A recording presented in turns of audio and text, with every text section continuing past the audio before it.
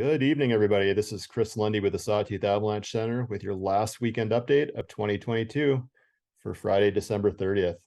As always, this weekend update is no substitute for the Avalanche Forecast.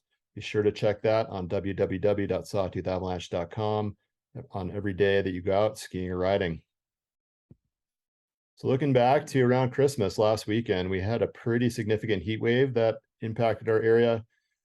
You can see lower Titus, the temperatures, lower Titus station on Galena Summit at just over 9,000 feet.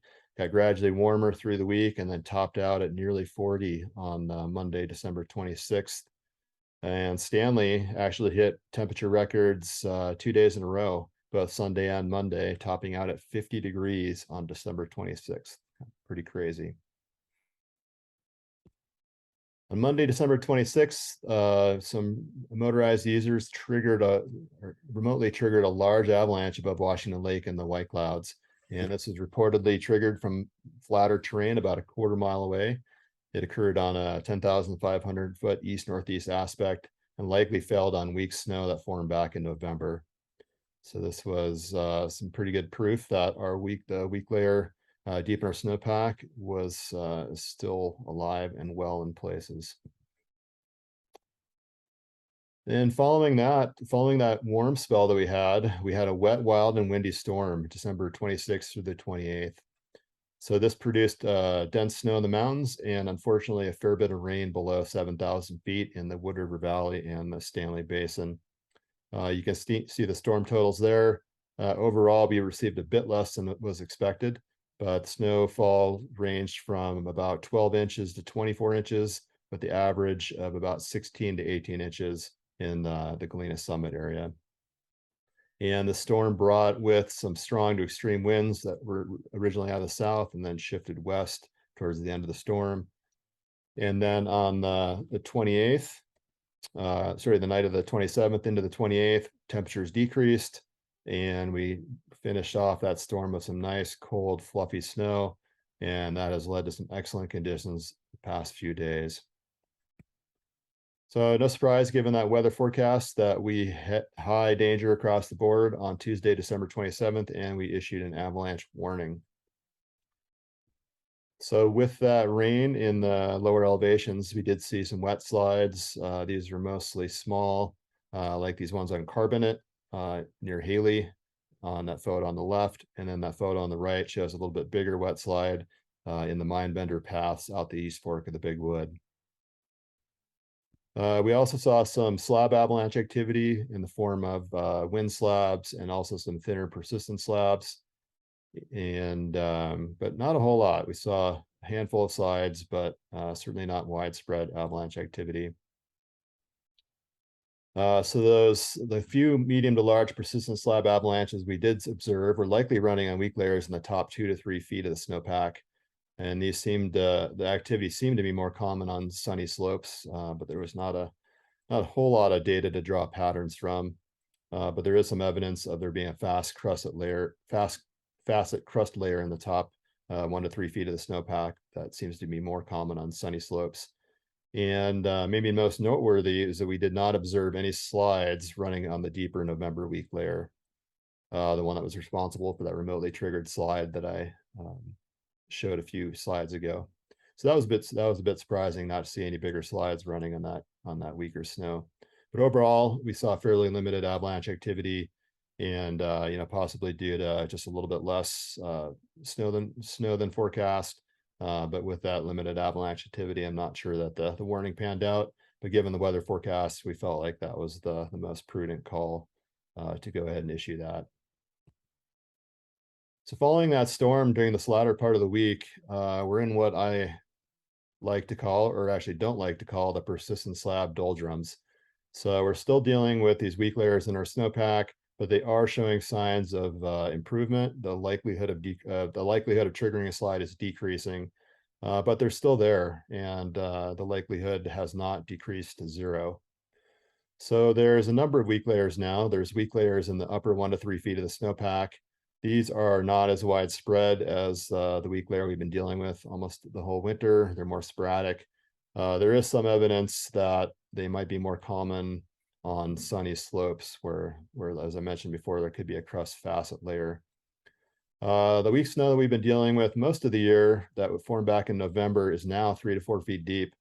And as mentioned, didn't see any natural activity on that after the storm.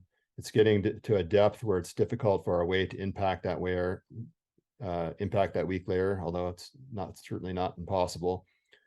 And if you dig a hole in the snow and look at that layer, it still looks pretty poor. It's not very confidence inspiring. Here's a snow pit that Ethan dug on Prairie Peak at the mouth of Prairie Creek in the kind of upper Wood River Valley in the Galena Summit Eastern Mountain Zone, 8,600 feet east-southeast aspect. And you can see a variety of weak layers here in this snow pit. You can see one, the one that may be responsible for sort of recent activity is this one labeled as 1219. And in this pit, it did produce some poor snowpack test results. And then, of course, we have our weak snow near the base of the snowpack that we've been dealing with most of the year. In this pit, it's buried about just over around 4 feet deep. So again, our weight's getting a little bit more difficult for our weight to impact that.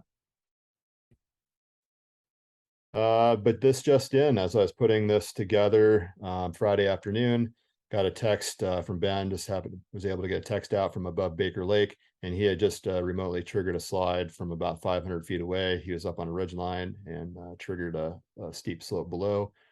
It broke about 18 inches thick. It was on a 9,600 foot south aspect, and it failed on some weak facets. So don't know too many more details. Definitely tune into the forecast tomorrow. I'm sure Ben will talk about this event and give a few more details, but just pretty good proof that while the likelihood of triggering slides is decreased, it is there's certainly some chance.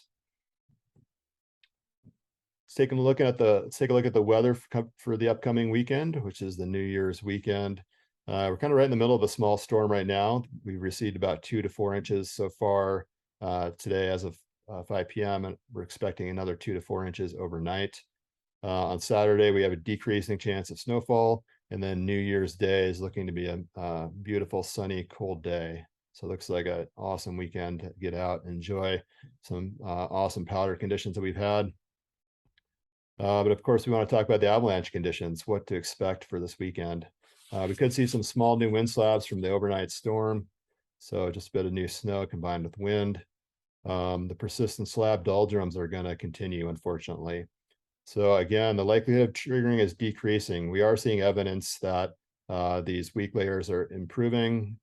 But as Ben's remotely triggered slide this afternoon demonstrates, the likelihood of triggering is not 0. So that puts us in a pretty challenging situation. And I'll give you some tips on that here in just a second. But we are likely to see more yellow and moderate danger in the forecast. So how do we deal with that uncertainty that we're facing when we have weak layers in the snowpack? We've been dealing with them most of the winter. They're finally starting to show some signs of improvement, but they're still there, and they are still capable of producing avalanches on some slopes. So it's definitely a pretty challenging situation to deal with.